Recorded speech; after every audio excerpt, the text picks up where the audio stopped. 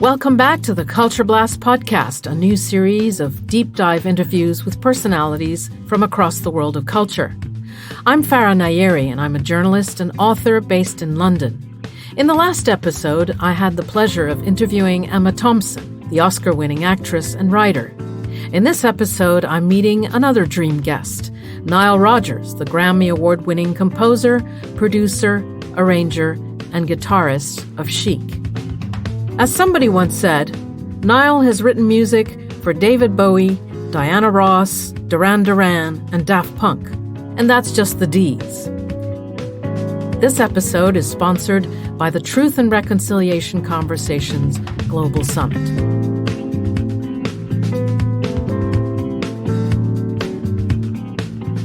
Nile Rogers, thank you so much for joining us as one of the very first guests of CultureBlast. It's really wonderful to have you. Thank you so much. I'm happy to be here. Niall, I had the pleasure of meeting you a year ago when you were performing in London at a fundraiser for your foundation, the We Are Family Foundation. And a month later, you, me, and just about everyone on the planet was going into lockdown because of the coronavirus outbreak. So I was just wondering what your life has been like in that time. It's been a real roller coaster. God, I've run the gamut of emotions. My mom passed away only a few weeks ago. Yeah. Actually, now, oh my God, time, I lose track of time.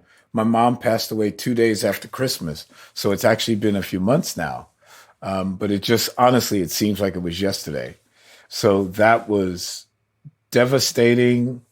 And now in retrospect, I know that I was probably in about a state of mourning for about a month and a half. I was basically emotionally numb, almost physically numb too. So it was very, that was difficult.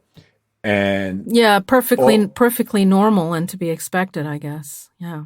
That's what people are telling me now. I've never experienced anything quite like that. But on the upside, because I've described it as a roller coaster, and it's been exactly that type of metaphorical ride, I've had a lot of positivity. I've done a number of terrific songs with artists, old and new. I have 3 viable records on the charts right now. Did a Clubhouse call last night with the artist called Disclosure and a couple of people who work with me on the Daft Punk record.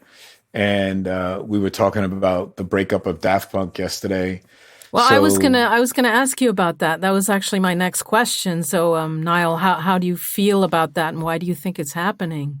I'm sort of ambivalent because I'm incredibly romantic about life in general, and I think because I respect their partnership so much, and I've worked with them in a really extraordinary way that was one of the most important records of my life. You know, we won the Grammy for Album of the Year. And that's the first time a dance record has won Album of the Year since Saturday Night Fever by the Bee Gees. That's, talk about an accomplishment. You know, the Grammys don't necessarily, well, let me put it to you like this. Dance records are to the Grammys as comedy is to the Academy Awards. And so you were saying about Daft Punk, I was wondering, you said you were very romantic in general, and now these two are splitting up. So how does that leave you feeling? And more importantly, why are they doing this? Well, so let me explain the romantic aspect. If you look at the film Epilogue, even though they are very clear when they make a decision as to what they're going to do, if you notice, and maybe this is me, but if you notice in the film, the only way that Thomas was able to explode or self-destruct, if you will, in the robotic world, was that Guillemot had to set the timer. now these two partners, one is gone and the other one is now left to roam the earth all by himself. I think that it's a very romantic concept that the same partner who set him to self-destruct is also the only one who has the technical knowledge to put him back together again. That may not be the way they're thinking of it, but to me, that's incredibly romantic and wonderful. And that would be great. And then they can get back together and do an album, I don't know, 10 years from now, 5 years, whenever. So you're being an optimist, as is your nature, I guess, Nile, and you're sort of not seeing this as a permanent divorce. That's exactly correct. And also, I believe in both their talents. So whatever they do individually will probably be wonderful. I have to liken it back to my own career. When I broke up with my partner, Bernard Edwards, both he and I went on to have bigger careers than we did when we were in the original lineup of Chic. But here's a question for you, and it's not just about you and Bernard or about Daft Punk. I mean, you watch bands sort of dissolve all the time. And why do you think that is? Why is it, these people drift apart after coming together and being so close? You could say the same thing about marriages, right? I mean, in many marriages, there are artistic elements, social elements, political elements, all sorts of things that sometimes can divide a couple that may be very much in love. And even after they break up, they can still be in love. But there needs to be something fulfilled that's no longer being fulfilled by the other partner. So that doesn't necessarily mean that they don't love each other anymore. It's just that they need to have something that the other person isn't providing. Yeah. And that's sort of how I look at most bands that I know that have broken up. When they're together again in the same room, maybe there's a little bit of going on. But then after that, it sort of seems to get swept under the carpet rather quickly, and they start to reminisce about, oh my God, remember when we did this? Remember when we did that? And that's also the same reason why so many bands get back together again. Yeah, that's a great analogy, actually. I completely understand. So let's go back to the subject of your mother, because Beverly Goodman, she sadly passed away, as you said, 2 days after Christmas. And you describe her very lovingly in your fantastic autobiography, Le Freak, which I have to say I read twice. And I recommend highly to anybody who's listening to this program. You describe her in that book as a beautiful and brilliant woman who was immersed in art, music, and literature, and who had you at the age of 14. And to which I say thank you very much, Beverly, because for bringing Nile into the world. Because she was so young, you lived with her intermittently as a little boy, and yet you don't have any kind of bitterness about that. And I was just wondering how you look back on her now that she is no longer with us. Yeah, I don't have any bitterness at all because, my mom's situation was really probably not that unique, but what made it unique was the decisions that both she and I made, and she gave me the distance to be able to make my own decisions. Let me just clarify. So my mom fell pregnant the very first time she had sex, she was around 13 years old. Right. But she was 13 years old. Right. And it was Christmas time. She was going out with my dad. And I guess, when you're a teenager, you say, okay, here's a good Christmas present. Let me lose my virginity and give my boyfriend a good time. Uh-huh. She was, got pregnant that first time. But my mom was now just 14. She didn't have many life coping skills. No. And she just did the best she could. So she went back to secondary school, and she found that wasn't right for her. So she left school and got a job. She was trained as an IBM key punch operator. And that was pretty advanced for those days. Absolutely. Early form of digital. technology. I say behind the player piano. So my mom joined the workforce. She took care of us, but unfortunately, she developed a heroin habit at the time. At that point, it's probably very difficult to make enough money to support a family, pay rent, buy groceries, and buy heroin because you have to do it every day. Right. So it became more prudent and efficient for her to have me live with various family members and even friends who would take me in for weeks or months, and every now and then a year at a time. Yes, I had a very nomadic childhood. But in that childhood, as much as I wanted to be with my mom, I also relished the freedom and was able to learn on my own. One, because I was forced to, and also because I wanted to.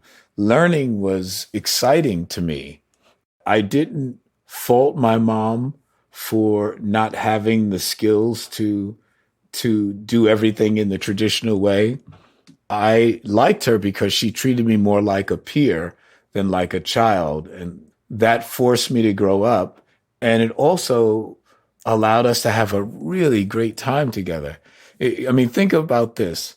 If you take 100% of the time that I spent with my mother over the course of my life, I would say 80% of that time was spent laughing. I mean, can you imagine that kind of life? Yeah, and so, I mean, your mom and your handsome Jewish stepdad, Bobby, who you also cared for a lot, in your book you write they smoked pipes, dressed impeccably, and read Playboy for the articles. They were surrounded by artists, musicians, but this was also, as you said, a household where there was substance abuse. You were coming across some pretty extraordinary characters in this atmosphere, and I just wondered if you could take us there. In that household, if I were to walk in, who and what would I see? So if it were a really good day, yeah, you could easily see Thelonious Monk, Gloria Lynn, maybe Lenny Bruce. I don't remember Lenny Bruce coming to the house, but I remember my parents talking about him. So I assume that he may have. You would see tons of Greenwich Village, what we used to call sketch artists, it was like Paris, you know, the artist on the street who would draw your portrait or paint your portrait. Yeah. Those type of people were my parents' friends. Yeah. And but then there was also, what was going on was also, there was drug use. So you were a kid and you were mixed in with these people. And so I just wondered what it all looked like to you as a little boy. Well, it looked a little bit strange in a way because we'd have incredibly stimulating intellectual conversations. And I noticed an interesting pattern with my mom's friends, my parents' friends. So they always spoke very slowly. And then sometimes mid-sentence, they would stop speaking entirely. And I later realized that was called nodding because the heroin would kick in. So they would say things to me like, they always call me by my nickname. No one ever called me Nile. And that's probably because my biological father was named Nile too. Yeah, so you're called Pud. Right, so I was called Pud, right? They didn't want to get us confused. So I was Pud. And it's mainly because my skin is chocolate and chocolate pudding was a thing in those days. So I was pudding pie, Pud for short. So they would say, hey, Pud, so what do you think about, and then they would just stop talking. And I'd be sitting there going, yeah. And I noticed that there would be what I would call asleep standing up, but they were completely asleep. So I thought, but then they'd have that rocking back and forth motion that would start to take over when they'd look like they were losing their balance, but a junkie never falls. I have never seen a junkie fall down except for when one was on the bathroom floor asleep, but they didn't fall there. They chose to lie there. Yeah. So it was a very colorful, interesting world, and it didn't feel dangerous to me at all. Thank you for taking us back to that time and also explaining why you don't have a sense of bitterness about your childhood.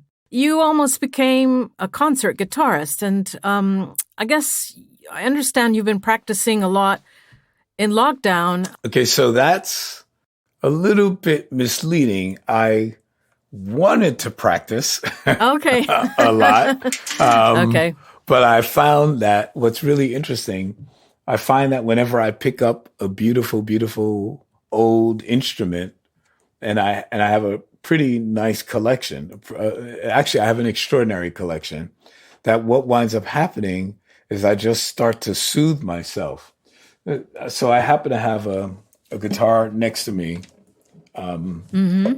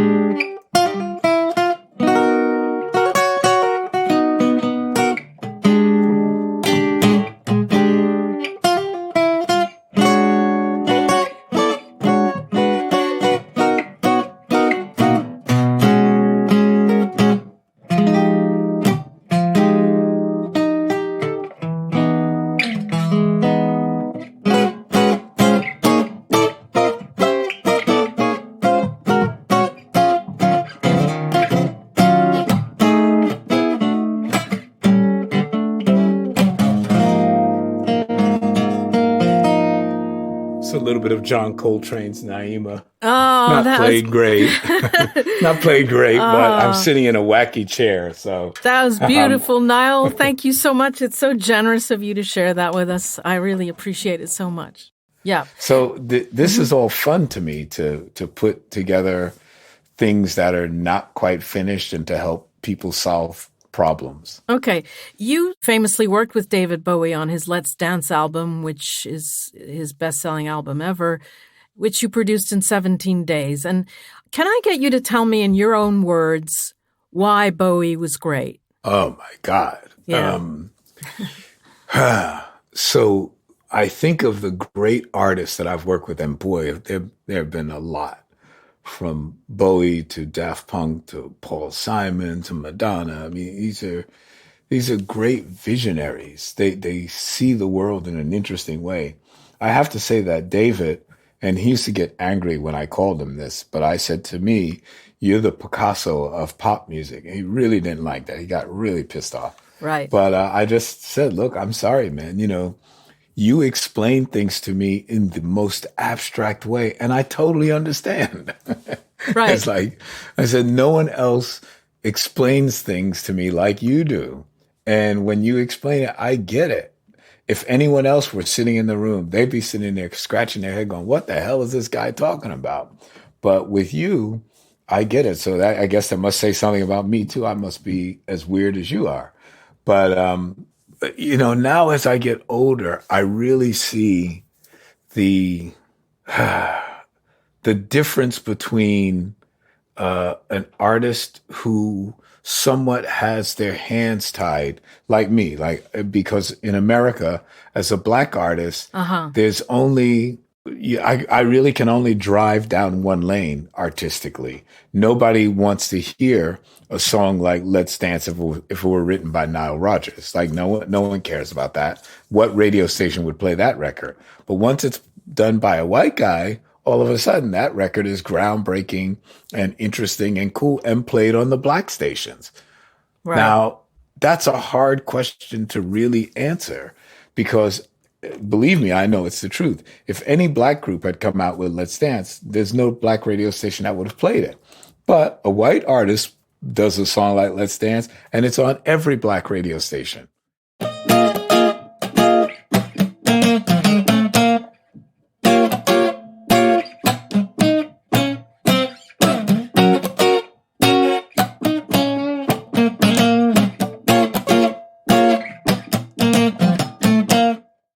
I'm going to ask you about Madonna and Like a Virgin, which, of course, you produced. And so let me ask you the same thing I asked about Bowie. I mean, what is great about Madonna? And also, can you talk a little bit about her diva tendencies in the recording studio? Yeah, she was and probably still is. But you remember how I explained my relationship with my mom earlier, how I said that if you look at our lives on a graph, 80% of our whole lives, of our waking lives, was spent laughing.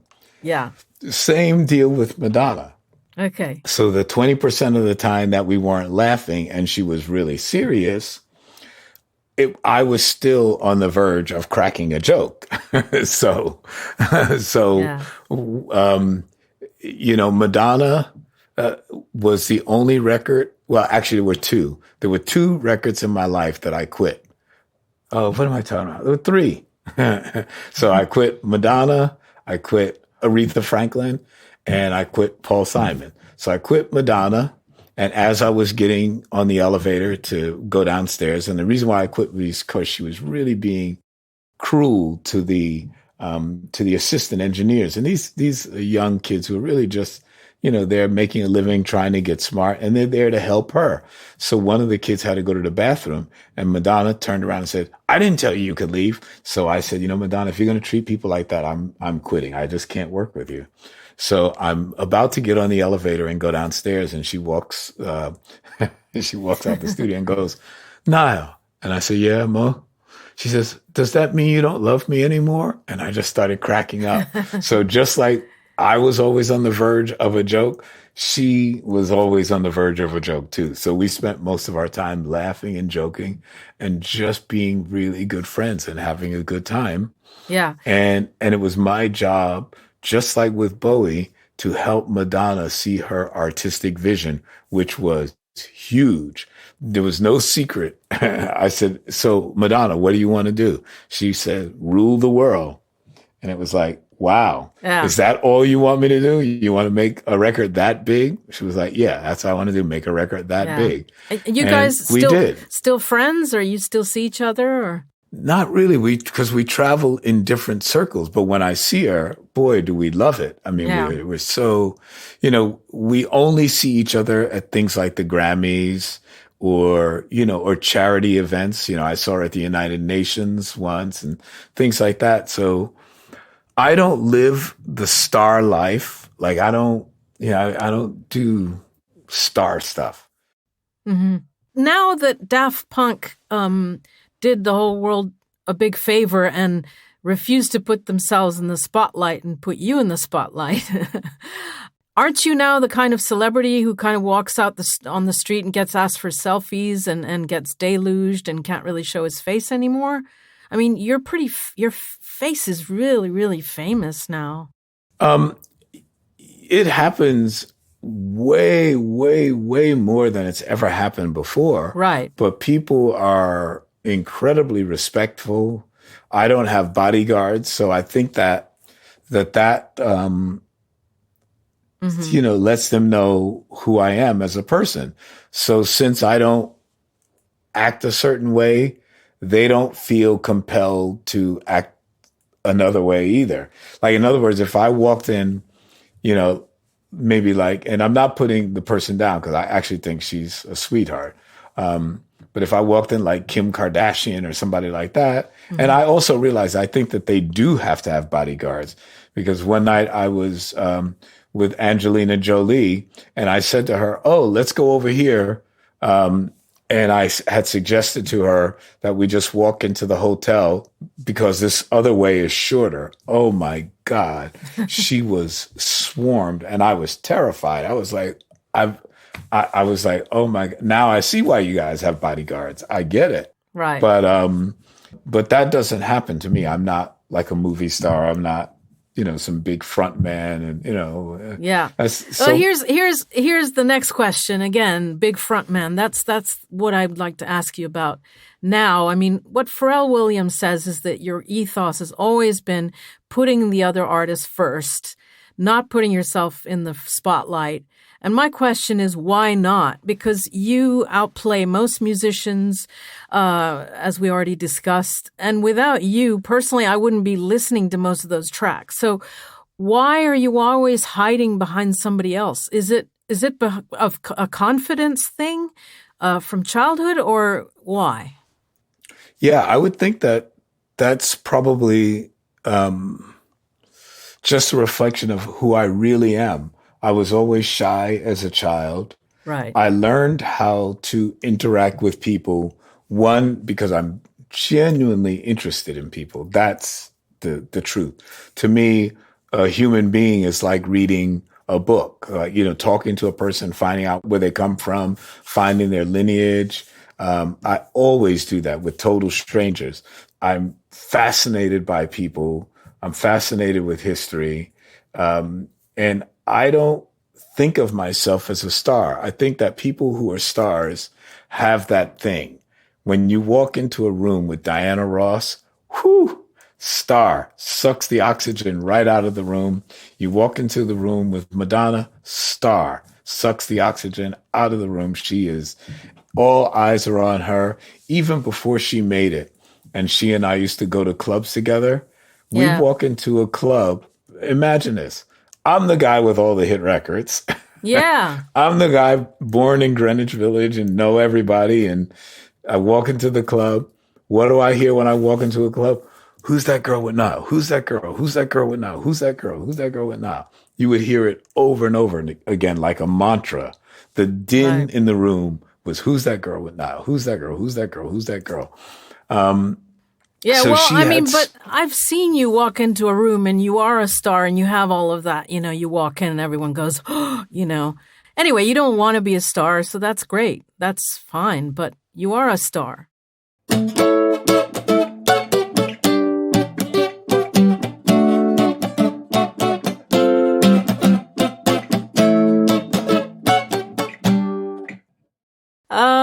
So the next question is a big one. I wanted to ask you about the topic of race because it's really such a big part of the conversation, not just in the United States, but with the killing of George Floyd, it's become a massive part of the conversation everywhere across the globe.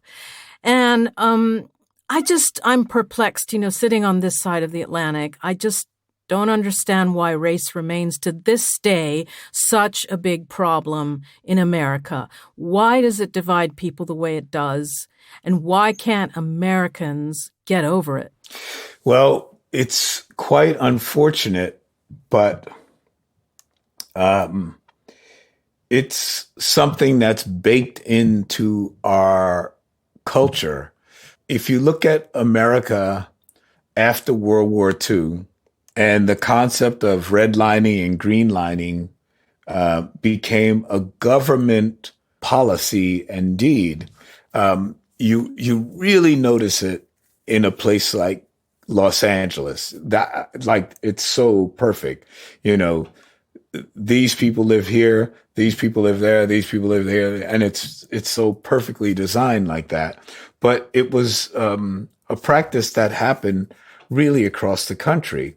And now when you look at, and so for people who may or may not understand, the concept of redlining and greenlining is taking a district and saying the people who live within these lines are either eligible for all the benefits that the government can offer, meaning you can get a mortgage on a house, you can get bank loans, you can start businesses, you can get small business loans, all sorts of things to help you live the American dream.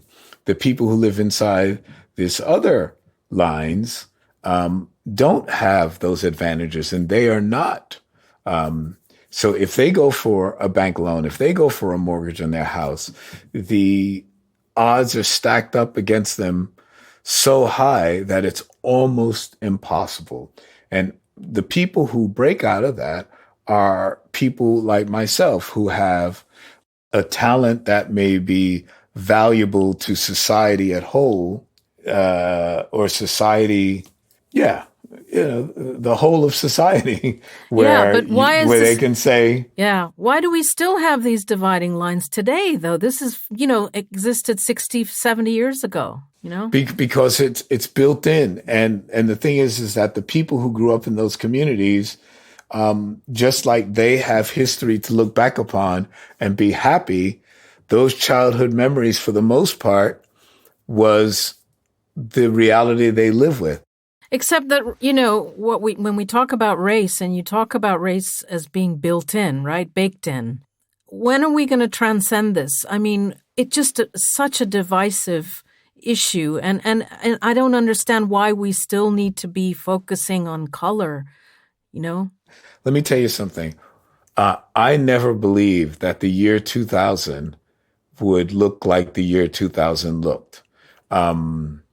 I thought that by the year 2000, so remember, I'm born in 1952. Mm-hmm. So by the time the year 2000 came, I don't think I'm going to live to be 100, but that's, I lived half my life by then. But, I thought that we'd have a more,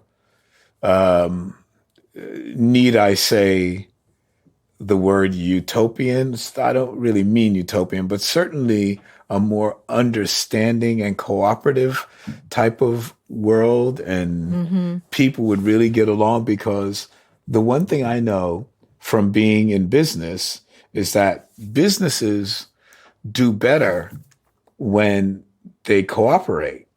I do what I've always done is I talk to people. I try and teach by example. And I started my foundation, We Are Family Foundation, after the 9/11 tragedies, not only because 3 of my friends were in the first plane that was crashed into the World Trade Center, but because the aftermath of 9/11 was almost equally as horrible.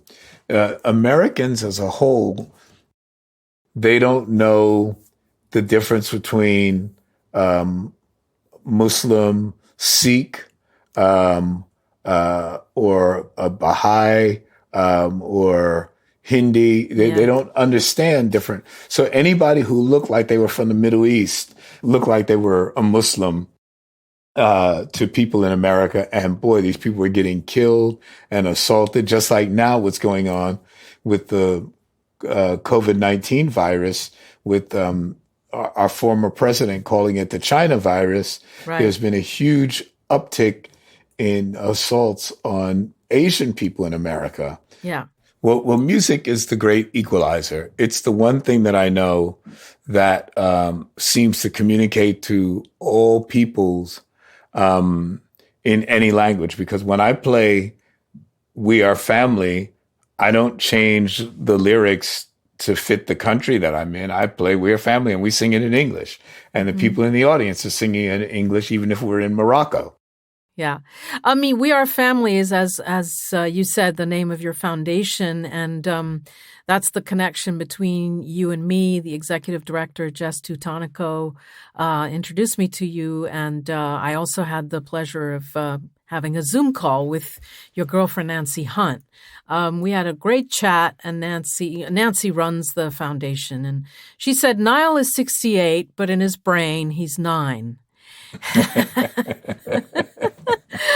And because the foundation is all about empowering young people, I guess, really young people, meaning children and teenagers, I wondered if that's why you want to help young people, because you're 9 in your own head. That's actually a pretty good, very idealistic. I didn't have the sort of doom and gloom attitude that you can, I know I'm not putting words in your mouth. You can see the world. Older people, adults look at the world in a very doom and gloom way. Like, oh my God, Yeah. we're at the end. We can't turn it around.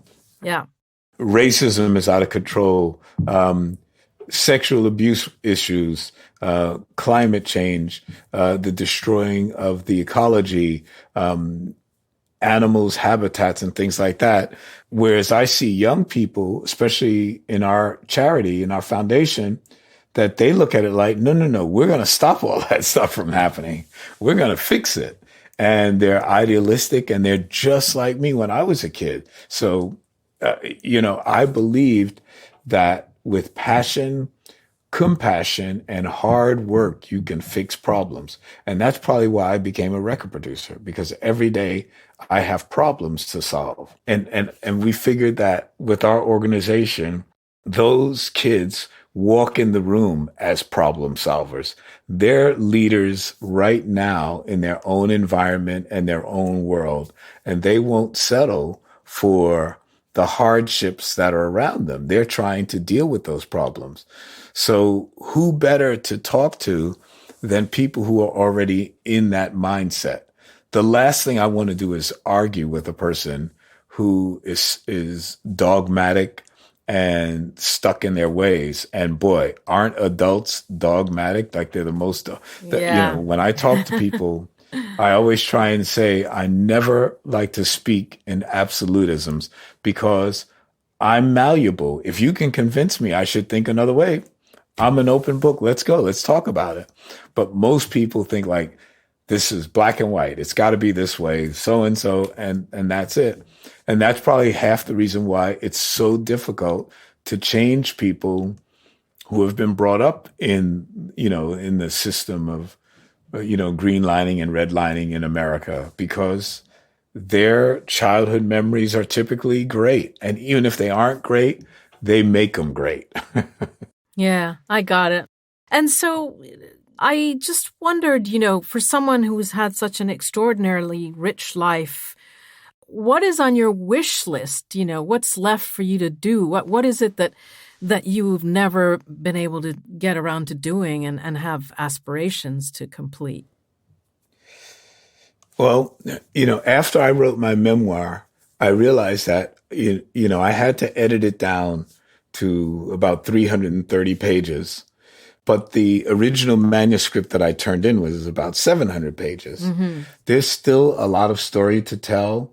And I want to tell that story because it seems like people don't remember the America that I remember. It's just, oh God, it's so interesting to me when I see them talking about disco music or psychedelic music or the beginning of hip hop and Studio 54. It's always wrong. And I think to myself, why do they get it so wrong? Maybe it's because they didn't live through it. So they read about it. They saw pictures of it. But I'm fortunate enough to have lived through it all.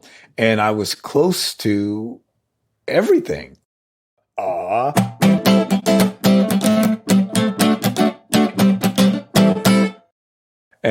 And I grew up in the midst of all that, and I never see films that delve into all of these other sort of subculture things unless they happen to be scandalous, right? So, yeah, they'll talk about the Manson killings. Right.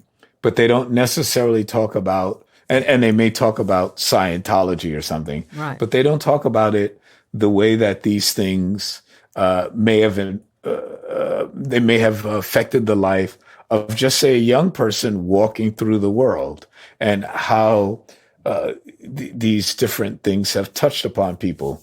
I was saying to a possible director of the shows that I want to do, the series that I want to do, I said, okay, so how many people do you know that was in the emergency room when a bloody Andy Warhol was wheeled in, shot by a woman named Valerie Solanas, who was the head of an organization called the Society of Cutting Up Men, Scum.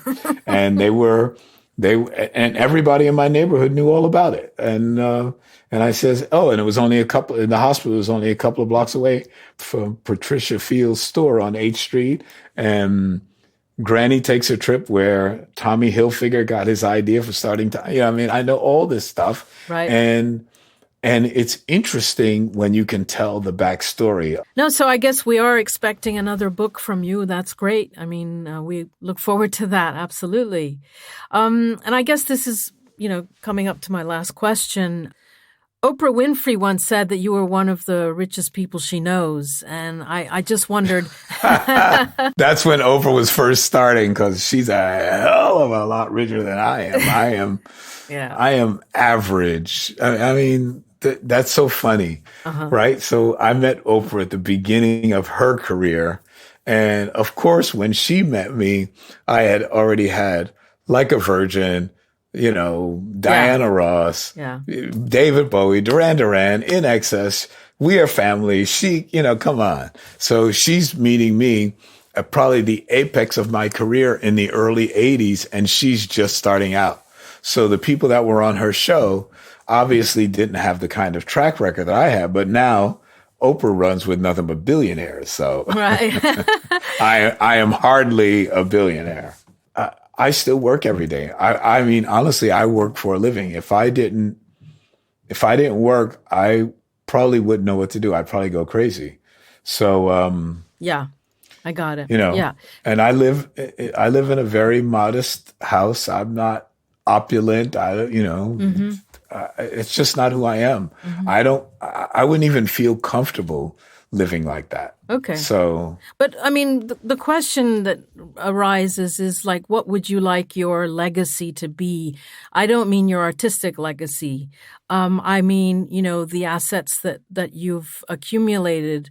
What do you want them? In 100 years when you're no longer around, where's that all going to go? I honestly, my heart says that if We Are Family Foundation can become a viable, worldwide, recognized charity to help youth around the world to improve conditions on this planet, my God, wow, would that be something? I mean, to have a hit record is hard, but to do something like that is really, really hard.